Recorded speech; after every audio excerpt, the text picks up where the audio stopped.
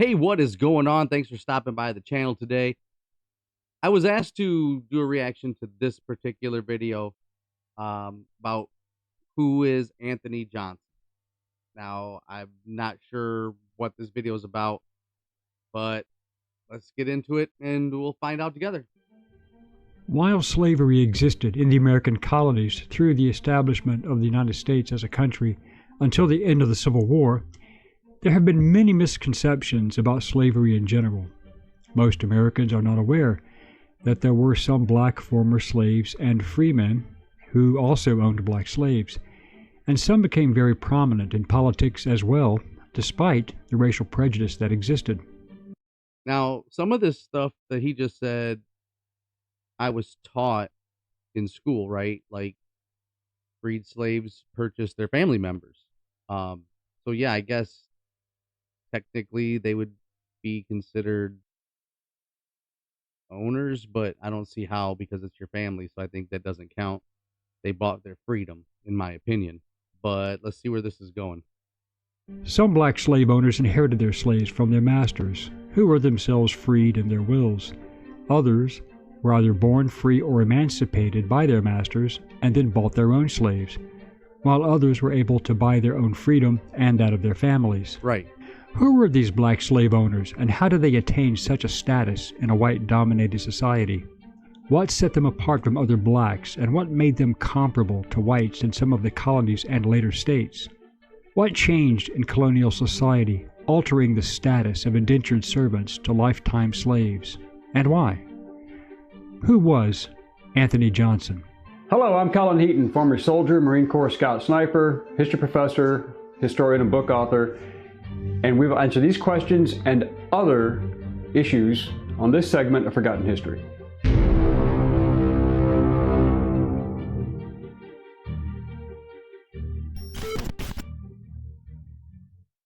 The vast majority of African Americans in the United States were enslaved, in all of the states, not just the South. Our first person of note is Anthony Johnson, who was born in Angola and captured by Portuguese slave traders, and he was given the name Antonio. Then his captors sold him into the Atlantic slave trade. He sailed to Virginia in 1621 aboard the ship James. The Virginia muster, or census, of 1624 lists his name as Antonio, not given, and he was recorded as a Negro in the notes column and indentured. Antonio, later Anthony, was bought by a colonist in Virginia, but treated as an indentured servant, which was not unusual. And Antonio... Okay, so I do know during the colonial times that indentured servitude was a common thing. Most of the time it was Europeans who couldn't afford to come to the colonies, so someone here would pay for their trip and they had to sign a contract, at which point they worked for however many years, and when that contract was paid off by their work, then they were free. So this is saying that Anthony Johnson was an indentured servant, so that means he had a contract. He wasn't like what we would consider slave today, from what I'm gathering. I don't know if I'm wrong, tell me in the comments, but that's what I think is going on here. Antonio worked for a merchant at the Virginia Company, and he became a Catholic. Johnson was sold as an indentured servant to a white planter named Bennett to work on his Virginia tobacco farm. Okay, technically, he was yeah. not a slave, because the slave laws were not passed until 1661 in Virginia, so prior to that date, Africans were not officially considered to be slaves in that colony.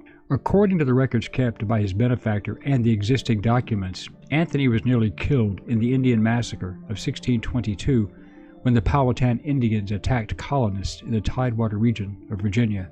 On Good Friday, they raided the settlement, including the Bennett farm, where Antonio worked, and killed 52 of the 57 men present. Antonio apparently fought back and was wounded and earned the esteem of his master. In 1623, a black woman named Mary arrived aboard the ship Margaret and John. She was brought to work on the same plantation as Antonio, where she was the only woman present.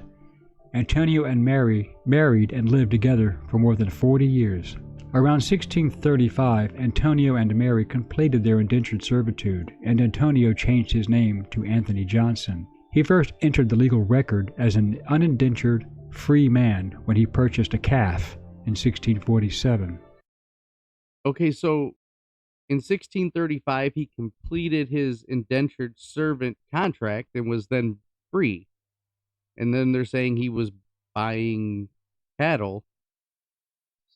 So I was never told any of that in school, that, there was this indentured servant situation for people that were brought over from Africa. Why wasn't I told that? I mean, that I think that kind of changes the narrative, right? A little bit. It's not what we've been taught. But let's keep going. During this early period, free blacks enjoyed relative equality with whites, and about 20% of the free blacks in Virginia owned their own homes and property. In 1662, the Virginia colony passed a law that children in the colony were born with the social status of their mother. This meant that the children of slave women were born into slavery, even if their fathers were free, European, Christian, and white. This was a reversal of English common law, which held that the children of English subjects took the status of their father. The Virginia colonial government expressed the opinion that since Africans were not Christians, common law could not and did not apply to them, even if they converted, as Anthony Johnson did. On July 24, 1651, Johnson acquired 250 acres of land under the existing headright system when he bought the contracts of 5 indentured servants, one being his son, Richard Johnson. Under the headright system, if a man were to bring indentured servants over to the colonies, and in this particular case Johnson brought 5 servants, he was owed 50 acres a head for servant. The land in question was located on the Great Nassawatuk Creek, which flowed into the Punkateague River in Northampton County, Virginia. This was where Anthony Johnson operated his successful tobacco farm, and one of his indentured servants. Wait a minute. This goes completely against everything that I was taught in school. Anthony Johnson, an indentured servant, freed, purchased 250 acres, and had indentured servants himself. That's like standing history that I was taught on its head. Am I wrong? Am I missing something, or is that the same for you? Let me know in the comments, because I want to see what you guys think about this, because this is all new to me. Was John Casor, who became one of the first men to be declared indentured for life, effectively a slave. Under the 1645 Virginia Taxation Act, all Negro men and women and all other men from the age of 16 to 60 shall be judged tithable. So after a fire in 1652 caused him great financial damage to his property, he applied for relief in the courts and won. Back then, people were taxed, not property, but indentured servants and later slaves were taxed as property. It is unclear from the records why the Johnson women were exempted, but the change gave them the same social standing as white women who were not taxed. In the colonies back then, one was judged more on their religion, as opposed to race or ethnicity in general, so until the advent of actual legal slavery, upward mobility was possible for many races. During the case, So that's interesting. The black women on Anthony Johnson's farm were treated as if they were white women when it came to the law. Because I guess indentured servitude means the laws are different and they didn't actually have full, like, modern slavery as we know it. Am I right? Let me know, because that's what I'm thinking. I think that's what they're saying. So let's go. the justices noted that Anthony and Mary Johnson had lived in Virginia for over 30 years and were highly respected in their community. In fact, a 1653 Northampton County Court document lists Mary as Anthony's wife. By the 1650s, Anthony and Mary Johnson were farming 250 acres in Northampton County, while their two sons owned 550 acres. They also had additional indentured persons under contract, but the exact numbers are not known. His son Richard Johnson also had his own indentured persons, probably given to him by his father, who were effectively slaves with a shelf life. At some point, if contracted, they would have to be set free.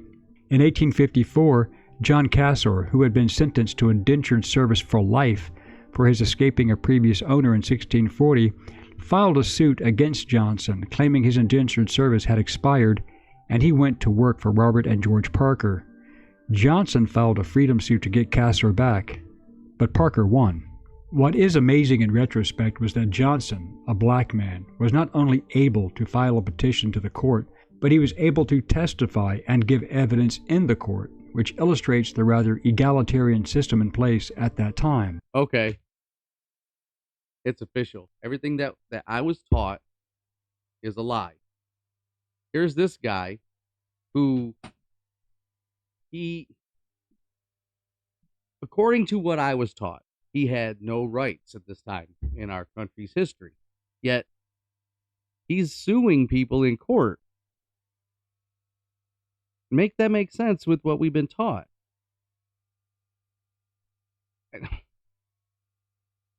It's like our school system has an agenda, and they push a certain narrative, whether it's the truth or not. That's how I'm starting to feel right now. This is crazy. Let's go.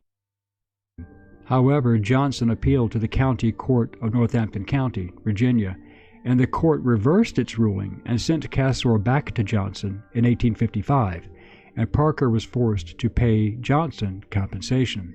Okay, it's official. Anthony Johnson sues his white neighbor, Mr. Parker, during a time in history where Mr. Johnson shouldn't even have the capability or the rights to do so by what we were taught. And not only does he sue Mr. Parker, he wins and Mr. Parker has to pay him money. History as we know it is a lie. Do you disagree? Let me know in the comments. Then Castro made history, as he was probably the first person who was declared slave for life in Virginia. That means that his black owner, Anthony Johnson, was probably the very first slave owner in all of the colonies, himself a black man, with black and white indentured servants, the whites being the most Irish of all. This is crazy. This is crazy. Who, like the blacks, were also sentenced to lifetime servitude before Castro's case. The difference was that the whites could eventually purchase their freedom in most cases. Therefore, Anthony Johnson was apparently not only the first African American whose right to own a slave for life was recognized in the colonies, he was therefore technically the first actual legal slave owner, regardless of being black or white, as established by the Virginia court. Okay, I'm going to stop it right there. I don't even know what to say. I know that in society today, it's common that if you're white, you were a slave owner. But that's not even true for all people. I myself, no, my people didn't even come to the country until the 1900s. Slavery was well over by then. I had nothing to do with it, but I was taught in school. But this, I don't know. You guys, let me know in the comments what you think about this. If you made it this far, I appreciate it. Thanks for watching this long. Please give this a like and a share. It helps me out in the algorithm. And if you haven't subscribed already, please do. And let me know in the comments that you subscribed so I can reach back out to you. My mind is completely blown right now. I'm kicked. Thanks for watching.